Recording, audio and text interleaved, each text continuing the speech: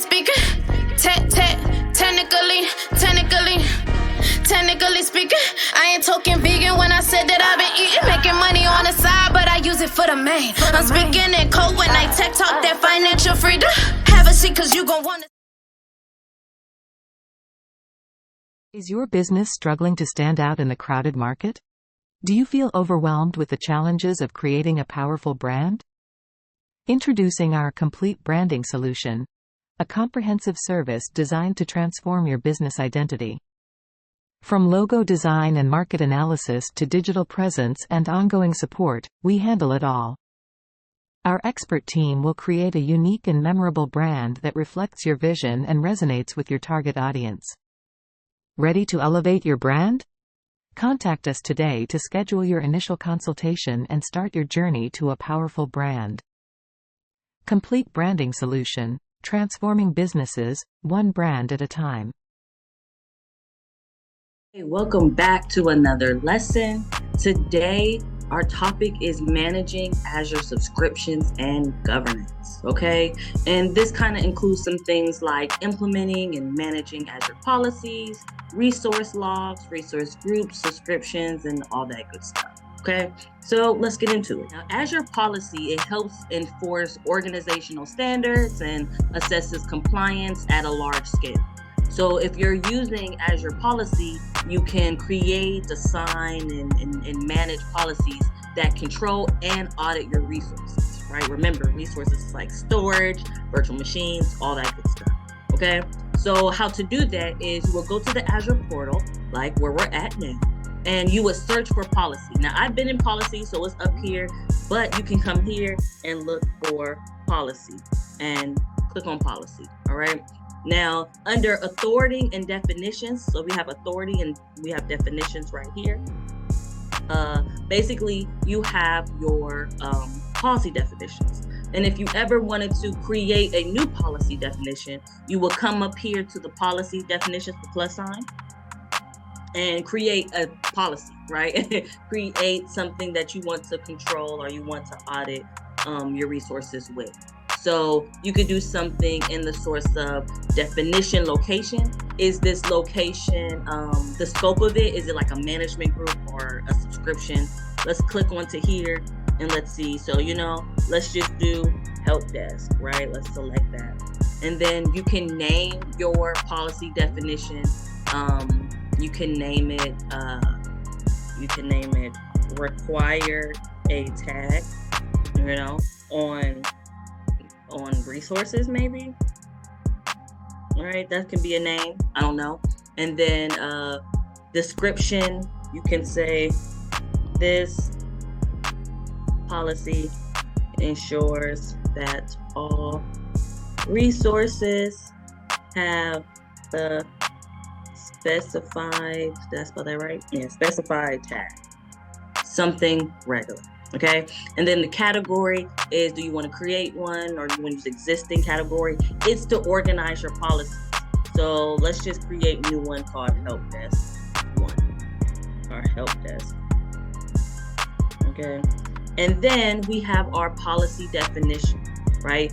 Remember that our a lot of our stuff with Azure is written in JSON. JSON is literally just readable code. It's really just, something that you can see in plain text, almost like a JavaScript, but in plain text. So you will want to make sure that this policy definition is defining our policy. Now, you don't have to come up with this in your head. You can do, they have import sample policies from GitHub. If you ever use GitHub, then you already know what we're talking about. If not, you should probably just look it up a little bit. I can go over it. We go over it a little bit in the boot camp, so you should be familiar with it. Now, I have Visual Studio Code up. This is a, sample one of JSON code of the policy having a tag. So literally all you have to do is copy this whole thing. Okay, copy, push that down, and you're just going to paste it over all of this. Paste. Okay, so as you can see, it has this definition of to ensure that this what happens in this policy. Okay, and we're just going to save it. Okay, now we see creating policy definition succeeded. We are good to go. We created a policy. Now let's assign that policy, right? Because after we create it, we do want to assign it somewhere. So right up here on the left side, we have assign policy. Just click on that. And again, you can select the scope. The scope is going to be help desk. We're going to keep that there. And then we have exclusions if we wanted to, but we can keep it as default, which is we're going to select the resource to exclude from the policy. The assignment tag name required on resources, description if you want it, policy, all that good stuff, yada, yada, yada. Now, what you may have to do is go into perimeters and actually put in some type of perimeter here, right? The perimeter could be something like maybe development,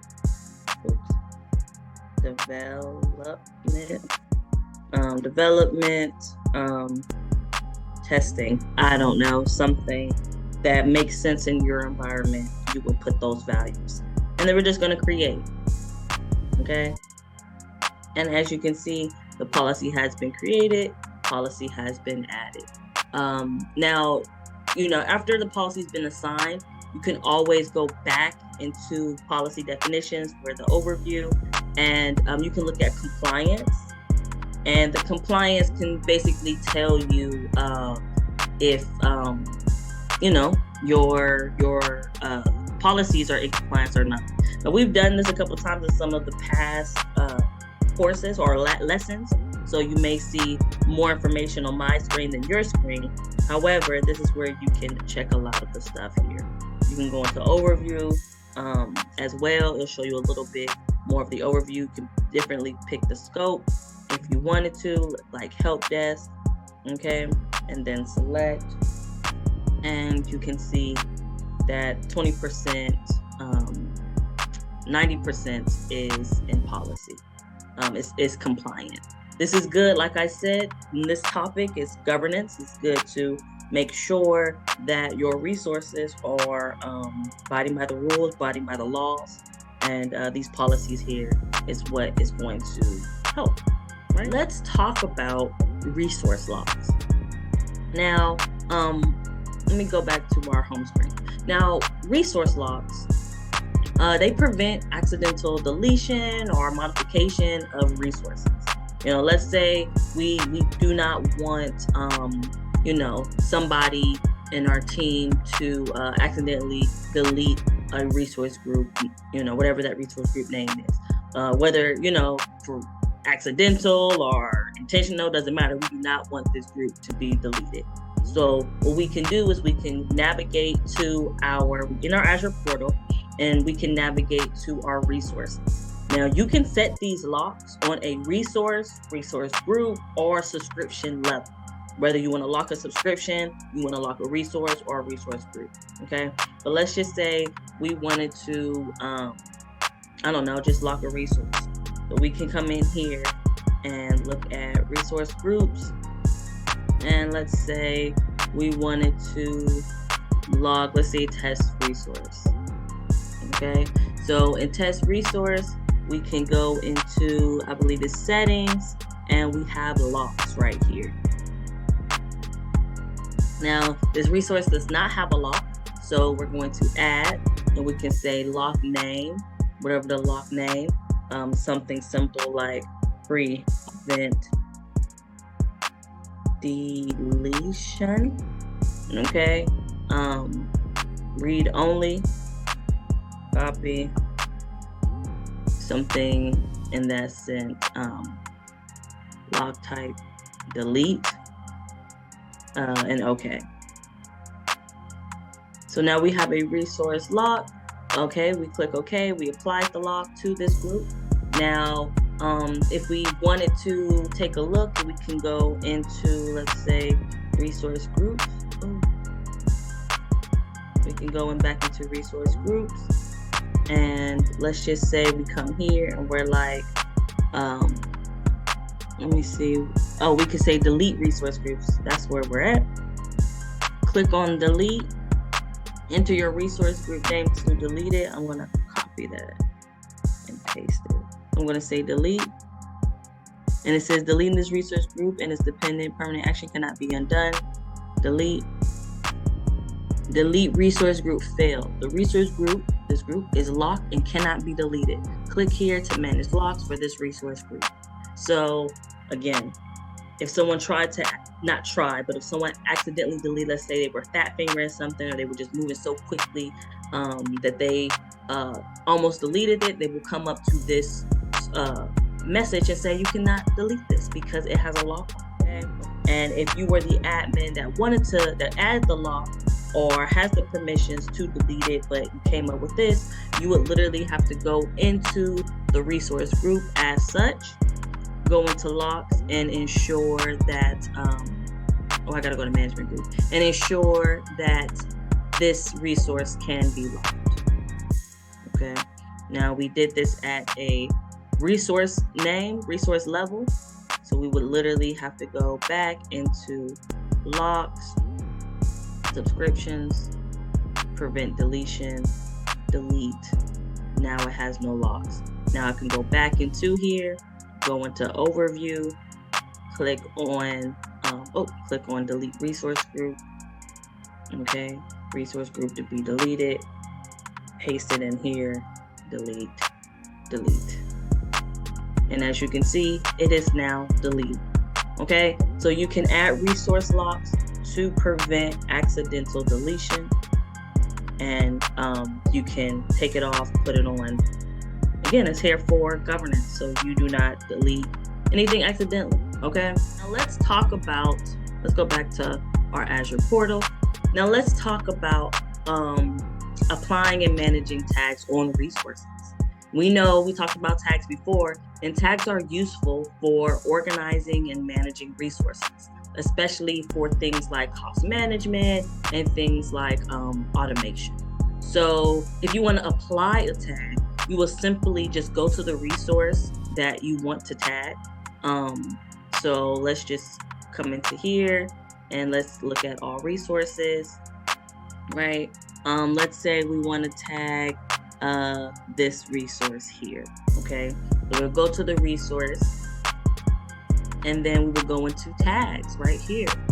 Okay, and you can add your name, value. Let's say we wanted to do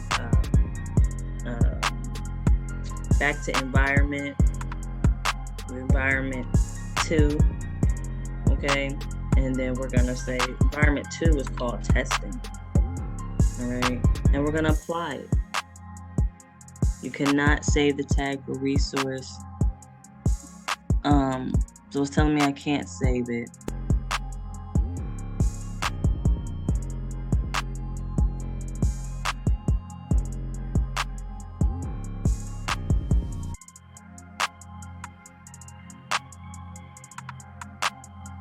Tag name required. I think that's what I need to do. Required testing. That's all I needed to do. The name needed to be required. So what I would have to do is go back into my JSON. Actually, is it this in my JSON? No, I gotta do back to my policy. The name of it here is required. So if we go into advanced parameters, the tag name. So this this has to be the name of the tag that you put on your resources, because we created that as a policy. Again, it won't be exact. Your policies will be different what it's named after. This is just a testing environment, but we understood what it was. You have to say required. Okay, our resource groups, right? We already know that our resource groups are just, containers for managing our Azure resources. Okay, so when we can go into our resource groups. So we have it right here. You can always search it at the top in the search bar, but we have our resource groups right here, and you can literally create a resource group or manage what you already have. We've created resource groups. I'm just going to go over it really quickly. we have our resource. We want to put in a subscription, right? What subscription you want, resource group. You go ahead and put your name and your region. The region, we talked about regions. Regions basically are where the data centers, the Azure data centers are at. So if your users are close to United States, West, the United States, California, then you would use US, West US. Or let's say that your users who are using your Azure resources are in Australia or in Asia or in South Africa. Azure has all these data centers set up in these regions to where you can access these Azure resources on a low latency network, okay? And you literally just review and create, okay? We created some already in our previous sessions. I'm not going to go too far into that. Subscriptions are the same thing. If you want to go into your subscriptions, you have your subscription right here. Again, you can search anywhere you want to go in this search bar, but in your subscriptions, you can literally manage which ones and come over to the left-hand panel and manage access control, tags, whatever that may be, okay? Another thing I wanted to talk about was managing costs by using alerts, budgets, and the Azure Advisor recommendations, okay? So if you wanted to set up cost and alerts and budgets, we are in the Azure portal. So you'll go to cost management. You can come over here or you can do it in the search. So on the left-hand panel, you got cost management and billing. So under this cost management and billing, you can select budgets, okay? You can really select just cost management. Sometimes it'll have the budgets. And then you can create new budgets, wherever budgets is at. Oh, there we go. So under cost management, you would go ahead and select budgets. And it's loading. I don't think I have too many budgets. I have one test budget right here. So if you wanted to, you can definitely go and create a new budget, like add, and then you can select the name, monthly, and you want it to expire, create when. You want the amount. I don't want it over $10, $11, whatever. And you set up the alert as well. Okay, so we can just set up $10, unique name, cost pay, 10 period, monthly, June. I guess it can start on June. And then, because it is June in the beginning. Select the type. We can do forecasted, enter budget. If it's 80% of my budget, please let me know. If it's forecasted to be 80%. If it's actually 50% of my budget, please let me know. Okay. We're going to get an email at support at technicallyspeaking.com. Please email me so I know what's happening.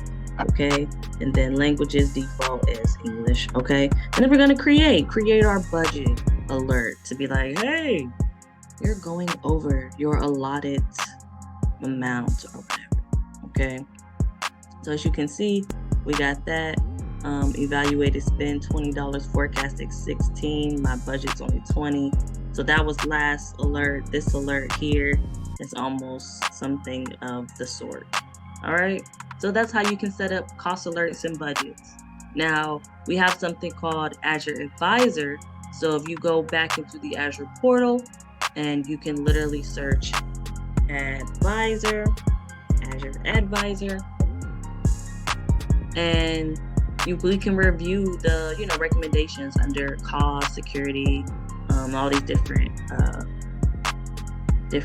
categories here. So let's do cost. And as you can see, potentially cost, it got too high impact. Purchasing a savings plan could unlock lower prices. I do have that some resources here, some cloud computing sources. And then virtual machine reserve instance, I can save. So this is really good for when you have a client and you're trying to see, or for your own, if you're setting this up and you have your own test environment that you like to play around with, it can really help you with saving on your subscription, saving on your costs, on your budgets. And the Azure Advisor can give you recommendations on how to stay below your cost and your budget. And as you can see, it gave me some information here. Okay.